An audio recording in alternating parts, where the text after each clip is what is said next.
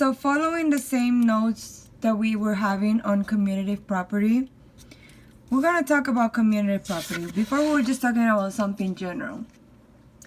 So the commutative property, what is commute in English? So commute in English is to move and to transport and how you commute to school. Like if you were taking the bus, that's how you commute. So what commutative property, it means to move, because you're moving things, or rearrange the expression so that like terms are together. What is that supposed to mean? So make sure you keep an eye on your terms and make sure they are the same, and we're going to go over it a little bit. But first, the commutative property is going to put apples to apples. Okay, so we're going to keep those apples together. So, for example, let's look at this example right here. If I tell you 7x, what other term is like 7x? I hope you guys said plus 8x. Why? Because both of them have an x. Then the one that is left is your -6, your -6. So remember I said put together apples to apples, like together right here. You have 2 pink and 1 green. So we're gonna keep together, we're just gonna bring it down. 7x plus 8x minus 6. We just rearranged it. We just moved it. We did the commutative property.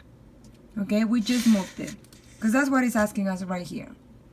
Now it says equivalent expression. So on Monday I explained that equivalent means equal. So we're pretty much rewriting it. We're just simplifying it. So if these two are like terms, that means that we can put them together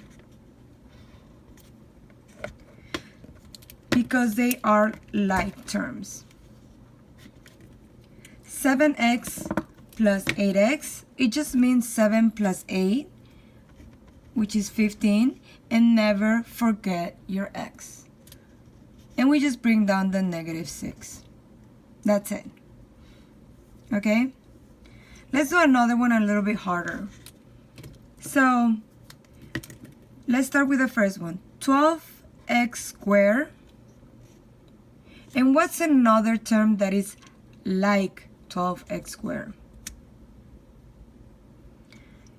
I hope you guys say 4x squared. You see how I say the square? And that's why it means like terms. Then we're gonna grab the 8. Do we have another one just like the 8? I know you guys said no, because the -3x is not like any other ones. So if we put together the colors, we're just rearranging. We're commutative property. We're moving things around. Okay? Meaning we have 12x squared. The other pink one is going to be plus, don't forget your symbols, 4x squared. So who do we bring down first? The 8 or the -3x? I hope you guys said -3x, because remember, standard form means that we have to put the exponents on a variable in descending order, so from big to small. So that's why I'm putting x squared and then x, and then we're just gonna bring down the 8, because 8 doesn't have a letter, and we always keep that at the end. The constant, we always keep it at the end. We always get rid of the x's first, and then we put the constant at the end. So who do we can put together?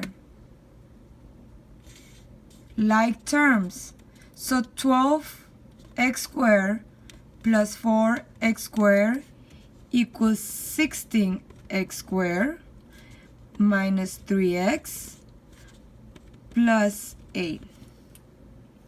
So let me bring my handy dandy whiteboard because I need to explain you guys something about variables in like terms. So when you see 3x, what this means is that you have 3 x's. And if you see 5x, what it means is that you have 5 x's. Can you put them together? Of course. 1, 2, 3, 4, 5, 6, 7, 8. 3 times 5, 8, and never forget your x. That's what it means. Same thing if you had an exponent. For example, if I decide to put a 2 right here, I don't think you guys can see that. Let me change the color. 2 right here. That means that you have x squared, x squared, x squared. Okay? However, you cannot mix these two. Why? Because x squared does not mean the same thing as x. So just keep an eye on your exponents. If it was 5x squared,